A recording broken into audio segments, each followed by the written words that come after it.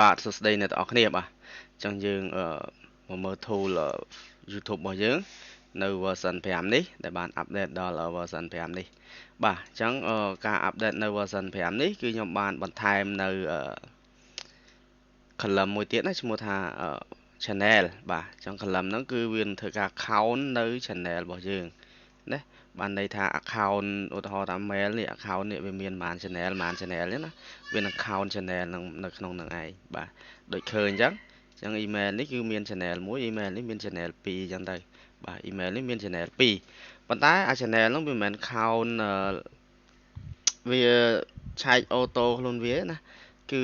អាហ្នឹងគឺ channel ហ្នឹងគឺបន្ទាប់ពីយើងបាន add channel ណាបន្ទាប់ពីយើងបាន add channel កន្លែងនេះក្នុងវីដេអូមុនហ្នឹងបើយើងអត់ add ទេអញ្ចឹងគឺវាមានតែមួយទេដូចអានេះអញ្ចឹងអត់បាន add channel ទេគឺវាអត់មានទេណាប៉ុន្តែអានេះដោយសារតែបើសិនជាយើង log in default ដំបូងគឺវាមានមួយស្រាប់ហើយមែនទេបាទប៉ុន្តែអានេះវាចេញ0ដោយសារអីដោយសារវាទាសលេខទូរស័ព្ទបាទទាសលេខទូរស័ព្ទដើម្បី access ចូលទៅកាន់ database ទៅកាន់ API របស់វាណាអញ្ចឹងហើយខ្ញុំអត់មានលេខទូរស័ព្ទវាបាទអូខេអញ្ចឹងហើយវាចេញ0អត់មាន channel បានន័យថាហ្នឹងវាអត់មាន channel ទេបាទអញ្ចឹងផ្សេងទៀតនេះគឺមានមួយ default របស់វាត្រូវមានមួយណាបើសិនជាយើងអត់មាន channel ទេអ្នកគ្នា remove ទៅនេះខ្ញុំគ្រាន់ធ្វើឧទាហរណ៍ឲ្យមើលទេណាអានេះខ្ញុំនឹង remove វាចោលវិញទេនេះអត់មាន channel បាទប៉ុន្តែអានេះយើងអាចយកវាទៅ view វីដេអូទៅ subscribe ទៅអីបានណាអាហ្នឹងណាប៉ុន្តែឲ្យវា upload អត់កើតទេណាវាចេញ0អញ្ចឹងនេះចេញ0អញ្ចឹងណាវាអត់មាន channel បាទន័យថាយើង access ចូលទៅ API វាអត់កើតណាបាទអូខេអញ្ចឹងខ្ញុំ update លេខហ្នឹងមួយបាទនៅ column លេខហ្នឹងបាទអញ្ចឹង update មួយទៀតគឺនៅក្នុង channel បាទនៅក្នុង channel នេះគឺខ្ញុំបាន update បន្ថែមនៅ column count នេះណាហើយនឹង column count នេះគឺ column count ហ្នឹងវានឹងធ្វើការរាប់នៅវីដេអូដែលមាននៅក្នុង folder ណាអញ្ចឹងឧទាហរណ៍ folder នេះកន្លែង short folder នេះដែលខ្ញុំបាន add ចូលហ្នឹង channel នេះអញ្ចឹងគឺក្នុង folder នេះហ្នឹងគឺវាមាន42វីដេអូណាអញ្ចឹងវីដេអូមានប៉ុន្មានវាធ្វើការ count ដាក់លេខហ្នឹងបាទហើយសម្រាប់ long នេះដូចគ្នាដែរបើសិនជាយើង add long វីដេអូចូលមកគឺវាធ្វើការ count ដែរណាឥឡូវខ្ញុំឧទាហរណ៍មួយទៅខ្ញុំធ្វើការ add long វីដេអូមកlong folder អញ្ចឹងខ្ញុំមករកវីដេអូណាមួយទៅបាទអូខេខ្ញុំ select ចឹងទៅបាទឃើញនេះវាចូលមកហើយចូលមកវា count នេះ count 200ជាងណា200បានន័យថាក្នុង folder នេះគឺមាន200វីដេអូជាងបាទអូខេអញ្ចឹងខ្ញុំ update លេខហ្នឹងតិចដែរបាទសម្រាប់នេះយើង dashboard ទាំង tree view របស់យើងបាទអញ្ចឹងខ្ញុំ update ទៀតហ្នឹងគឺមកលើនេះណានេះចំណុចនេះគឺ menu របស់យើងមាន show status មាន show state ហើយនឹង channel setting បាទអញ្ចឹងកន្លែងនេះគឺសំខាន់ណាបាទទាំងពីរហ្នឹងដូចគ្នាបាទក្នុង channel setting នេះគឺយើងអាចដាក់ title យើងអាចដាក់ tag ហើយនឹង description បានណាបាទនេះសម្រាប់ short យើងមើលឥឡូវនេះគឺសម្រាប់ short setting ហ្នឹងសំដៅទៅលើការ upload នៅវីដេអូ short ណាអញ្ចឹង long នេះគឺការ upload វីដេអូ long បាទអញ្ចឹងមានន័យមិនបាទអញ្ចឹងគឺ tag នេះនៅពេលដែលយើងដាក់ឲ្យវាណាឧទាហរណ៍អីអញ្ចឹងណាបាទនៅពេលដែលយើងដាក់ឲ្យវាហ្នឹងគឺវានឹងជាប់នៅក្នុង channel ហ្នឹងណាជាប់ក្នុង channel យើងតែមិនមែនទៅជាប់នៅក្នុង channel របស់យើងអាស៊ីនទេវាជាប់នៅក្នុង channel ក្នុង tool នេះណាអញ្ចឹងនៅពេលដែលយើង upload វាបាទ short យើងអាចវាយពាក្យអីច្រើនទៅនឹងខ្ញុំជឿថាខ្ញុំវាយខ្ញុំរៀបរាប់សិនដោយសារការវាយអក្សររបស់ខ្ញុំវាយឺតអញ្ចឹងណាបាទអញ្ចឹងនៅពេលដែលយើងដាក់ tag ហើយនឹង description បាទអញ្ចឹងគឺវានឹងធ្វើការ save ជាប់ជាមួយ channel របស់យើងហ្នឹងហើយអញ្ចឹងនៅពេលដែលយើង upload វីដេអូនេះបាទនៅពេលដែលយើង upload វីដេអូហ្នឹងណាមិនថាវីដេអូ long ឬក៏វីដេអូ short ទេបាទឲ្យតែយើងបានវាយ tag ហើយនឹង description នៅក្នុងនេះគឺវានឹងយកពីក្នុងនេះហើយពីក្នុងអា channel setting នេះវាអត់មកចាប់យកអានេះទេណាអត់មកចាប់យកអា tag នេះឬក៏ title នេះទេបាទអញ្ចឹងអាហ្នឹងសម្រាប់ channel ទេណាអាហ្នឹងយើងអាចដាក់បានមួយអញ្ចឹងណាបាទប៉ុន្តែអានេះគឺវានៅតែដំណើរការដដែលបើសិនជា រាល់ channel ផ្សេងណាដែលយើងអត់បានវាយបញ្ចូល tag ហើយនឹង description នឹងចូលទៅគឺវានឹងមកចាប់យកអានឹងដដែលទេណាតោះណាគឺអានេះលក្ខណៈហៅថាអានេះវាជា global ណា global នេះជាទូទៅទាំងអស់របស់ channel ទាំងអស់ណាអាហ្នឹងនេះupload វីដេអូហ្នឹងគឺវាជារបស់អឺទាំងអស់រាល់ channel ទាំងអស់វានឹងចាប់យកអាហ្នឹងតែរាល់ channel ណាដែលយើងបាន set up នេះ channel setting នេះយើងដាក់ tag ដាក់ description ដាក់អីនៅក្នុងនេះនៅក្នុង channel setting ហ្នឹងគឺវាអត់ចាប់យកអានេះទេអត់ចាប់យកអានេះទេអញ្ចឹង channel ដែលបាន set up channel setting ហ្នឹងគឺវានឹងចាប់យកអានេះវិញណាអញ្ចឹងវាអត់ចាប់យកអានេះទេអញ្ចឹងអាហ្នឹងងាយស្រួលអ្នកទាំងអស់គ្នាចង់ដាក់ឲ្យវាផ្ទាល់ខ្លួនណាដាក់ channel ដាក់ description ដាក់ tag ឲ្យ channel ហ្នឹងផ្ទាល់ខ្លួនរបស់វាហ្នឹងគឺយើងវាយក្នុងហ្នឹងមកក្នុង channel setting ហ្នឹងណាដាក់ tag ដាក់អីទៅ description អាហ្នឹងវាដូចទៅក្នុងការ set up default នៅក្នុង YouTube តែម្ដងណាក្នុង YouTube Studio ហ្នឹងបាទដូចគ្នាអញ្ចឹងណាការដាក់ tag ដាក់ description អីនៅក្នុង YouTube បាទវាដូចគ្នាអញ្ចឹងបាទប៉ុន្តែបើសិនជាវាអត់មានបើសិនជាយើងអត់ដាក់អាហ្នឹងទេយើងអត់កំណត់អាហ្នឹងទេគឺវានឹងចាប់យកពីអានេះបាទអញ្ចឹងគឺបែបហ្នឹងណាគឺបើសិនជាយើងបាន set up channel setting នេះឲ្យវាបាទឧទាហរណ៍ជាអីចឹងណាខ្ញុំគ្រាន់ឧទាហរណ៍បាទអាហ្នឹងចឹងបាទយើងបើសិនជាយើងចង់ set up តែ short គឺយើង set up តែ short មកណាបើសិនជាយើងចង់ set up ទាំង long ទៅយើង set up ទាំង long មកបាទអញ្ចឹងយើង set up ប៉ុណ្ណឹងវាជាប់ហើយអញ្ចឹងអា channel នេះអា channel ហ្នឹងរាល់ពេលដែលយើងផុសណារាល់ពេលដែលយើង upload វីដេអូគឺវាអត់មកចាប់យក tag ហើយនឹង size title នេះទេហើយនឹង description នេះទេវានឹងចាប់យកពីអា channel setting នេះណាពី channel setting នេះយើងឃើញជាប់ហ្នឹងប៉ុន្តែបើសិនជាយើង upload long ណាបើសិនជាយើងអញ្ចឹងអា channel នេះគឺយើងបាន set up តែ short ទេអញ្ចឹងនៅពេលដែលយើង upload long វីដេអូណា upload long វីដេអូអញ្ចឹងគឺវានៅតែយកពីអានេះដដែលណាវាអត់យកពី short ទេ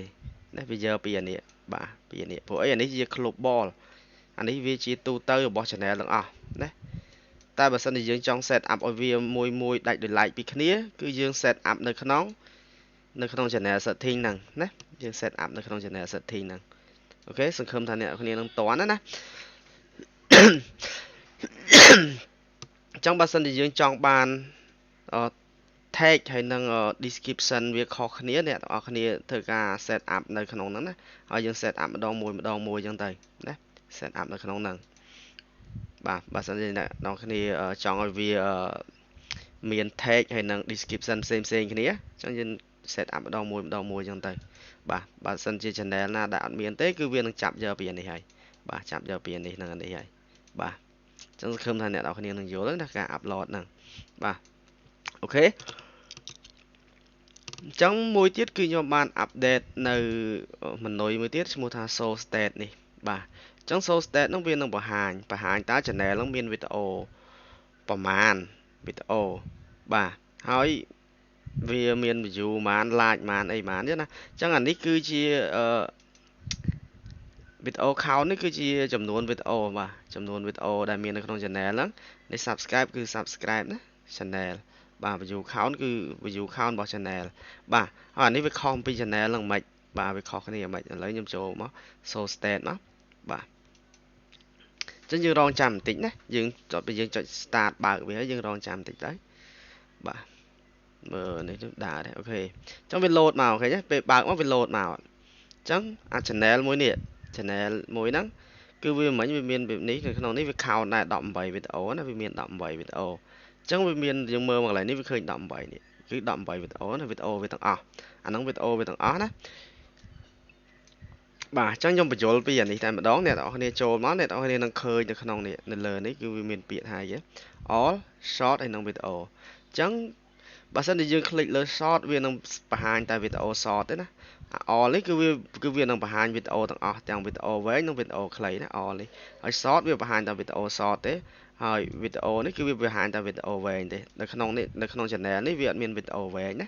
បាទ វាមានវីដេអូវែងចឹងវាអត់មានទេចឹងក្នុងវីដេអូ short បាទចឹងនៅពេលដែលអ្នកគ្នាចុចវាចឹងវាឃើញវានៅកៀងចឹងអ្នកគ្នាកុំភ័យអីបាទទៀតទៅវា load បាទន័យថាវានៅ fetch data ណាបាទចឹងវាចុចលើ short ចឹងវានឹងបង្ហាញតែវីដេអូ short ទេបាទអូខេហើយមួយទៀតអ្នកនរគ្នាមើលបាទឥឡូវខ្ញុំបង្ហាញអានេះតិចបាទនេះគឺ thumbnail របស់វាណាចឹងយើងឃើញមាន thumbnail ហើយយើងអាច click វាកាលណាដែលយើង click វាបើកអានេះដូចគ្នាណាយើងចុច click ទៅវាបើកនេះមកវីដេអូហ្នឹងមកអូខេអូខេបាទអញ្ចឹងយើងចុច click ទៅវាបើកណាយើងអាច click បានអាហ្នឹងណាបាទអញ្ចឹងអា ស QQ នេះអាហ្នឹងគឺជា title របស់វាណា title ហើយអា select នេះគឺជា description បាទគឺជា description នៃវីដេអូហ្នឹងអូខេបាទអញ្ចឹងនេះ view វាណាអញ្ចឹងវីដេអូណាមាន view ប៉ុន្មានវា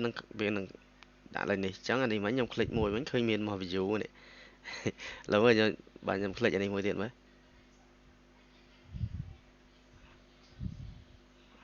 អូខេយើងចូលវិញមកអូអានេះយើងមិនតាន់នេះណាអានេះ view យូរហើយតើយើង refresh វាបានវានេះបានវា load មកណាបាទអញ្ចឹងអាហ្នឹងវាបង្ហាញអញ្ចឹង like តើវីដេអូហ្នឹងមានប៉ុន្មាន like អ្នកគ្នាមើលទៅយល់ហើយមិនមែនថាមើលមិនយល់ទេណា comment បាទតើវីដេអូហ្នឹងមានប៉ុន្មាន comment អញ្ចឹងនេះគឺជាវីដេអូណាដែលមាននៅក្នុង channel ដែលយើងបាន select មកហ្នឹងបើកវាហ្នឹងបាទអញ្ចឹងអ្នកនរគ្នាឃើញថានេះវាមាន18យើងឃើញថានេះវាមាន18ដែរអញ្ចឹងដោយសារតែអីដោយសារតែវាក្នុងមួយ page នេះវាបង្ហាញតែ10ទេឃើញទេនេះវាបង្ហាញតែ10ទេ